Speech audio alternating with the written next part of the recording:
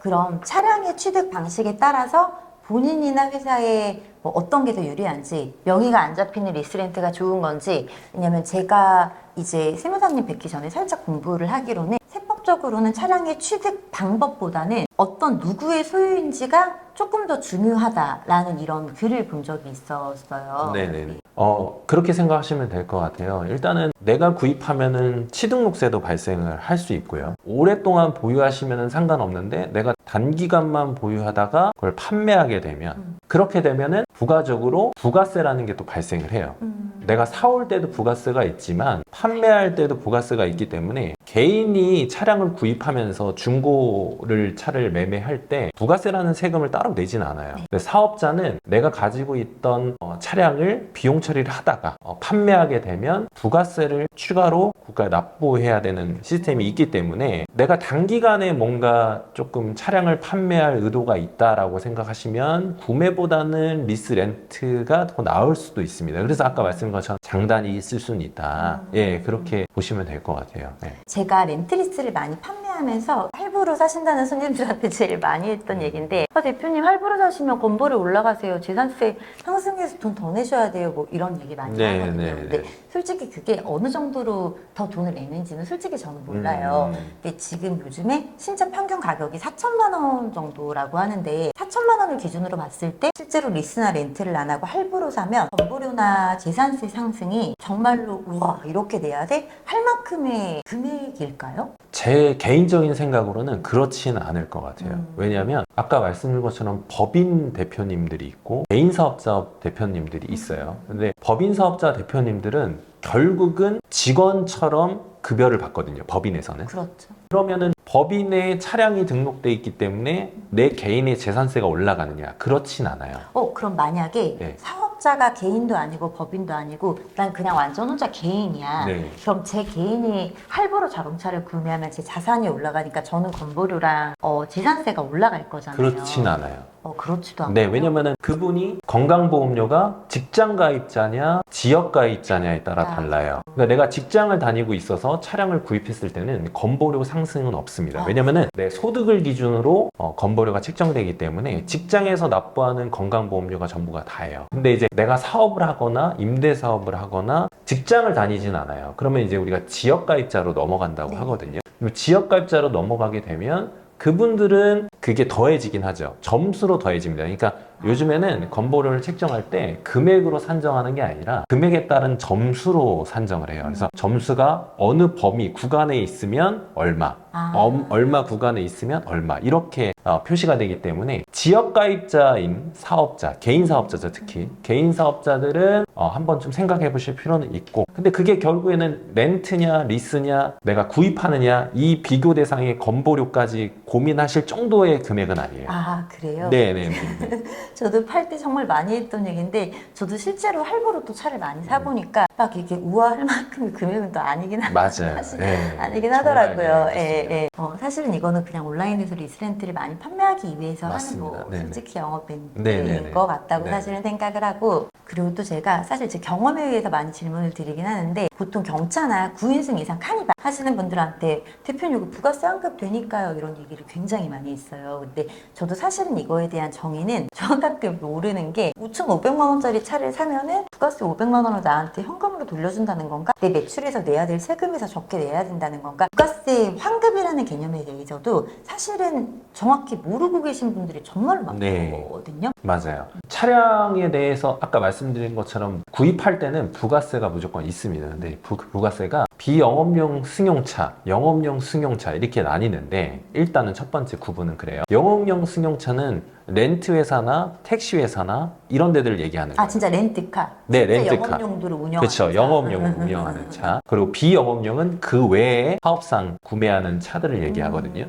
비영업용 소형 승용차 같은 경우에는 아까 말씀하신 경차, 승합차를 제외한 일반 승용차나 SUV들을 얘기합니다. 그거는 부가세 공제나 환급의 대상은 아니에요. 다만 경차나 승합차, 그러니까 9인승 이상, 카니발도 해당할 수 있고요. 트럭, 뭐 이런 것들. 그런 것들은 이제 부가세가 공제받거나 환급을 받을 수는 있어요. 근데 이제 사업 초창기의 얘기에 환급이라는 얘기가 있는 거예요. 사업 초창기에는 매출이 없기 때문에 내가 부가세를 납부할 것도 없어요. 그러면 이제 내가 구입한 비용들만 있으니까 구입한 비용들에는 부가세가 있거든요. 그렇죠. 예, 부가세가 있기 때문에 경차나 승합차를 내가 사업 초창기에 구매를 한다. 그러면 세무서에 부가세를 환급 신청을 할 수 있어요. 아, 그럼 500만 원씩 현금으로 준다는 거야? 그렇죠. 매출이 없다는 가정. 매출이 없다는 가정하에. 그러니까 앞으로 내가 사업을 할 건데 사업 용도로 내가 차를 샀고 그렇잖아요. 이제 내가 뭔가 판매를 하려고 트럭을 샀는데 트럭을 예를 들어서 6월 말일 날 샀어요. 부가세는 7월 달에 신고를 하는데 6월 말일 날 샀으면 아직 매출이 발생한 건 아닐 수 있잖아요. 시점으로 끈 거든요. 아, 네, 그렇기 때문에 그렇게 되면 부가세를 환급받을 수 있는 거고 진짜 현금으로 받는 네네네. 그렇고 만약에 내가 구매를 1월 달에 했어요. 근데 1월부터 6월까지 내가 매출이 올렸는데 매출이 뭐 1억 가까이 매출이 올라갔어요. 그러면은 말씀드린 것처럼 부가세는 10%니까 1,000만 원에 대한 세금을 원래는 납부했어야 되잖아요. 근데 내가 차량을 구입함으로써 500만 원만 납부하는 효과가 있는 거죠. 그러니까 환급받거나 공제가 가능하다. 이렇게 보시면 되는 거지. 무조건 그 금액을 돌려준다는 개념은 아니고 매출을 예상하는 거죠. 그러니까 세무서도 너가 돈을 벌어서 부가세를 어차피 낼 거니까 그 관련된 경비에 해당하는 부가세도 공제 또는 환급을 해주겠다. 그게 타당한 거니까요. 네, 그렇게 보시면 됩니다. 신차는 타부자. 이 부가세 환급을 사업자가 이미 그러면 받았어. 현금이든 뭐 덜 내는 걸로도 받았는데 이 사업자가 중간에 폐업을 하게 될 수도 있잖아요. 네. 근데 뭔가 뭐 1년 안에 개인한테 이 차량을 판매를 하게 됐어요. 근데 얘는 부가세를 돌려받았어. 근데 개인으로 이전을 할 거라. 네. 그러면 이 부가세는 어떻게 그래서 되는 건가요? 폐업할 때 주의하셔야 돼요. 부가세법에는 폐업 시 잔존재화라는 규정이 있어요. 폐업 시에 내가 이럴 수도 있잖아요. 물건을 왕창 사놓고 폐업하고 사업자가 아닌 상태에서 물건을 팔면 부가세를 또 안 낼 수도 있잖아요. 그렇죠. 그렇죠. 그렇기 때문에 사전에 이제 사업 시기에 내가 샀던 물건들이나 혹은 구입했던 차량이라든지 이런 것들을 가지고 있는 상태에서 감가상각이 끝나 5년이 지나지 않은 차량을 만약에 정리를 한다. 2년이 지나지 않은 차량을 정리한다. 그렇게 됐을 때는 비율이 있어요. 어쨌든 뭐 5천만 원에 대해서 500만 원을 내가 공제를 받았든 환급을 받았든 500만 원을 다 뱉어내는 건 아니고 내가 사용한 그래도 기간이 있잖아요. 그 기간을 제외한 나머지에 대해서는 다시 납부 의무가 있습니다. 자, 그럼 뭐 비용 처리나 부가세 환급이나 기본적인 것들에 대해서 많이 여쭤보긴 했는데 매해 세법이 개정되는 걸로 알고 있었어요. 네. 그럼 2022년 기준으로 1년에 얼마까지 비용 처리가 가능한지, 또 이건 전기차나 하이브리드나 뭐 내연기관이나 상관없이 동일한 금액이 가능한 건지 차이가 있는 건지 이런 것들을 올해 기준으로 궁금하신 분들이 조금 많으실 것 같아서 네. 기본적으로는 800만 원이 맞습니다. 차량가로는 800만 원이 비용 처리가 되고요. 1년에 800만 원. 1년에 800만 원입니다. 그리고 그 외로 차량 유지비 관련 비용들이 700만 원 정도 됩니다. 그래서 총 1년에 1,500만 원. 원래는 이게 1,000만 원이었는데 작년에 늘었거든요. 그래서 1,500만 원인데 차량가는 늘진 않았습니다. 그래서 800만 원이 연에 해당하는 차량가라고 보시면 될 것 같고 700만 원은 차량 유지비에 해당하는 부분이라고 보시면 될 것 같아요. 뭐 그 유지비 안에 보험료나 맞습니다. 네. 뭐 유류비나, 유류비나, 뭐 통행료나 네, 맞습니다. 금융리스는 이자 비용까지도 네, 네, 청구가 네. 가능하다고는 네, 하는데 네. 이 부분도 맞는 거예요? 맞습니다. 그러니까 리스료가 말씀드린 것처럼 월로 끊기잖아요. 그죠? 월에 끊기는 비용 중에 7%를 그런 비용이라고 생각을 해요. 7%를 제외한 나머지 비용이 800만 원이 넘으면 800만 원 넘는 분은 비용 처리가 안 된다고 보시면 돼야 돼요. 네. 그러면 이 모든 걸 합쳐서 1년에 1,500만 원까지는 전기차나 하이브리드나 뭐나 뭐 이런 거 상관없이 네. 다 그냥 뭔가 뭐 네. 일지나 이런 게 있다고 하면 가능은 하다라는 네. 거죠. 네, 맞습니다. 그럼 세무사님 얘기를 종합해보면 뭐 무조건 뭐 온라인 판매업자들처럼 리스만 경비 처리가 된다. 할부는 건보료, 재산세 상승 때문에 추가 지출이 많으시다. 뭐 렌트는 보험 포함이기 때문에 무조건 이득이다. 이런 얘기들은 너무 한쪽에만 쏠린 극단적인 얘기라고 생각을 하는데 네. 이렇게 단순하게 렌트, 리스, 할부, 일시불의 구매를 정의할 수는 없을 것 같아요. 네. 그리고 이런 것들에 대한 장단점을 세무사님께서 한번 네. 종합적으로 설명을 한번 해주시면 좋을 것 같아요. 네. 정리를 해드리자면 내가 구매를 할 때 내가 이걸 할부로 구매할 건지 아니면 내가 일시불로 구매할 건지 리스나 렌트를 할 건지에 대한 고민은 자기 사정에 맞는 거에 맞춰서 하시면 돼요. 예를 들면은 내가 장기간 보유를 하면서 오랫동안 타겠다. 법인 업무 목적으로 오랫동안 타겠다 하시면 그거는 구입하시는 게 더 나아요. 업무용으로 사용을 오랫동안 하시는 경우에는 말씀하신 것처럼 승합차를 사는 경우도 있고 그렇잖아요. 9인승짜리 사는 경우도 있고 이러니까 그렇게 되면은 부가세를 환급도 받고 공제도 받을 수 있기 때문에 직접 구입하시는 게 더 낫습니다. 그리고 나중에 혹시나도 이게 비용 처리가 800만 원이 넘어가는 비용 처리가 안 된다라고 생각하실 수 있잖아요. 그렇죠. 그죠? 예. 근데 이게 매각했을 때는 만약에 내가 차량가액보다 또 저렴하게 팔았다. 남아있는, 그죠? 이게 감가상각을 하면 내가 4천만 원 산 게 3,200만 원이 되고 이렇게 되니까요. 점점 줄어드는데 그거보다 더 적은 금액으로 만약에 판매를 하게 되면 유형자산 처분 손실이라고 해서 법인에서 추가로 비용 처리가 됩니다. 아... 손실난 부분에 대해서는. 그렇기 때문에 내가 이게 넘어가는 부분에 대해서는 조금 손해에 대해서 비용 처리가 어차피 안 되니까 값싼 걸 사서 비용 처리가 되는 범위 내에서까지만 할까? 이렇게 고민을 하시는 분들이 있는데 만약에 추후에 오래 타시다가 판매했을 때 손실이 났다. 그러면은 비용 처리도 가능하다. 이렇게 보시면 되고요.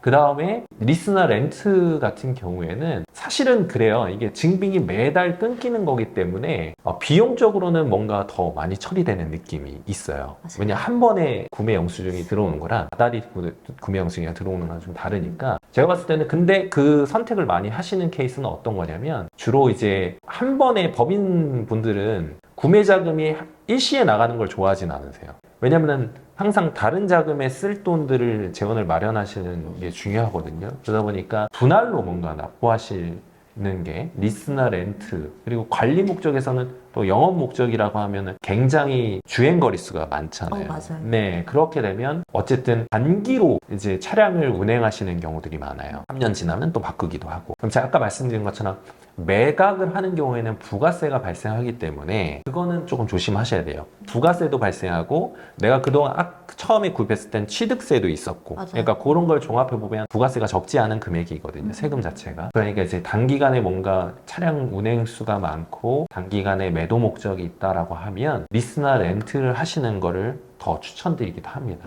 비용 처리가 리스료가 높거나 뭐 렌트료가 높으면 비용 처리가 좀 적게 되니까 조금 그럼 안 되는 거 아니야? 이렇게 생각하실 수도 있는데 그러면은 보증금 같은 형태를 높이고 리스료를 좀 낮추시면 다달이 끊기는 금액이 적잖아요. 네. 그죠? 그렇게 하면은 온전히 또 전부 비용 처리가 되는 거니까 아... 그걸 넘어서지 않게 설정을 하시는 게 더 좋을 것 같긴 해요. 어떤 영업사원을 만나는지가 굉장히 중요하겠네요. 네, 맞습니다. 이렇게 세무사님께서 직접 설명을 해주시고 말씀을 해주시니까 사실은 저는 정말로 세법에 무지한 사람인데도 사실 굉장히 이해가 잘 됐어요. 네. 그래서 그러는데 이 영상을 보시고 댓글로 차량에 관련된 세금 처리에 대해서 궁금하신 분들이 영상을 보고 댓글을 좀 많이 남겨주실 것 같습니다. 근데 제가 대댓글을 보통은 제가 달기는 하는데 이런 질문의 댓글은 제가 달기는 좀 어려운데 바쁘신 우리 범세무사님께서 저희 구독자들을 위해서